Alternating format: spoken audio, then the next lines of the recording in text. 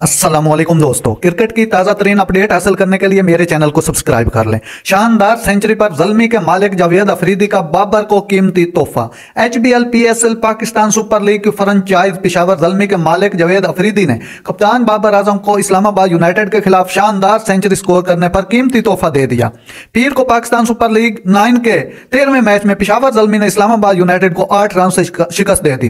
पिशावर ज़ल्मी ने पहले खेलते हुए 5 विकेट के नुकसान पर 201 रन बनाए। ज़ल्मी के कप्तान बाबर आजम 111 रन बनाकर नाकाबिले शिकस्त रहे। बाबर आजम की 63 गेंदों पर मुश्तमिल इनिंग्स में 2 छक्के और 14 चौके शामिल थे। हदफ के जवाब में इस्लामाबाद की टीम 9 विकेटों के नुकसान पर 193 रन बना सकी। इस्लामाबाद यूनाइटेड के खिलाफ शानदार सेंचुरी स्कोर करने पर पिशावर ज़ल्मी का मालिक जावेद अफरीदी ने बाबर आजम को कीमती गाड़ी तोहफे में देने का ऐलान किया। सोशल मीडिया पर बयान जारी करते हुए जावेद अफरीदी ने कीमती गाड़ी की तस्वीर अपलोड करते हुए उसे बाबर को तोहफे में देने का ऐलान कर दिया। नाज़रीन, ऐसी बर वक्त खबरें सुनने के लिए मेरे चैनल को सब्सक्राइब कर लें। अल्लाह हाफिज।